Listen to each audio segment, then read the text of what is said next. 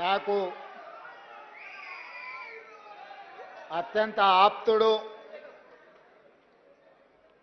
మనసుకు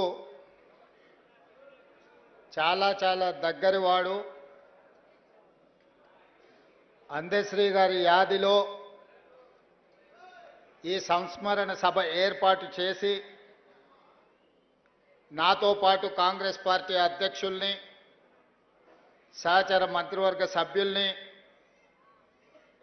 తెలంగాణ సమాజంలో ప్రముఖులను అందరినీ పిలిచి కవులను, గాయకులను, ఉద్యమకారులను, మా దళిత సోదరులను అందరినీ కూడా ఈ కార్యక్రమంలో పాల్గొనే విధంగా ఏర్పాటు చేసిన పెద్దలందరికీ మనస్ఫూర్తిగా అభినందనలు తెలియజేస్తున్నా. మిత్రులారా, తెలంగాణ సమాజం చైతన్యవంతమైన సమాజం. ఎంత అమాయకంగా కనిపిస్తుందో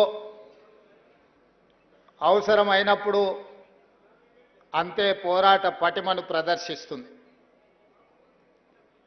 రాచరికం కానీ, ఆధిపత్యం కానీ హద్దు దాటినప్పుడు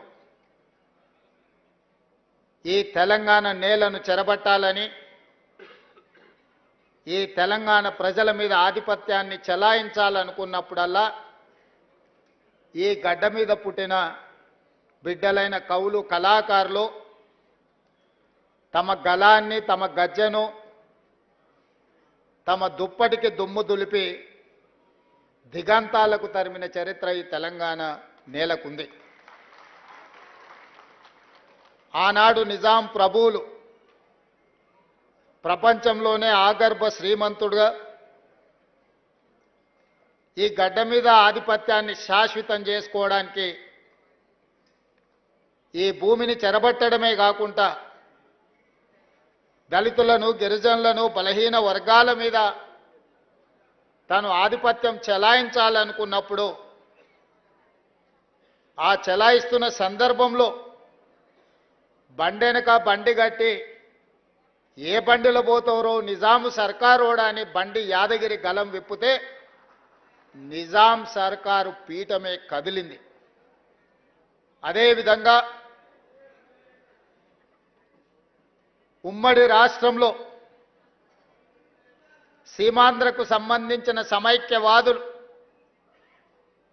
ఈ తెలంగాణ మీద ఆధిపత్యం చెలాయిస్తున్నప్పుడు ఓ గద్దరన్న, ఓ గూడ అంజన్న,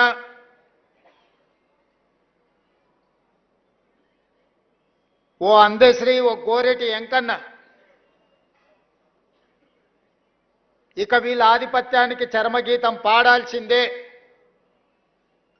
ఈ తెలంగాణ భూమికి విముక్తి కలిగించాల్సిందే అని చెప్పి మలిదశ తెలంగాణ ఉద్యమానికి పునాదులు వేసిండ్రు.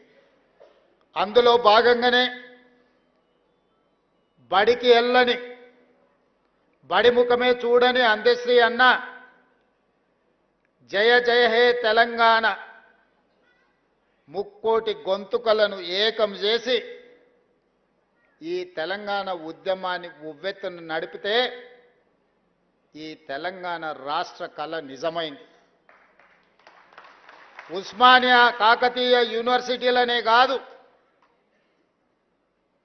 ప్రపంచంలో ఏ మూలన ఉన్నా తెలంగాణ గుండెకు జయ జయ హే తెలంగాణ గీతాన్ని చేర్చి ఒక ఉద్యమ స్ఫూర్తిని రగల్చిన గొప్ప తెలంగాణ బిడ్డ అందశ్రీ.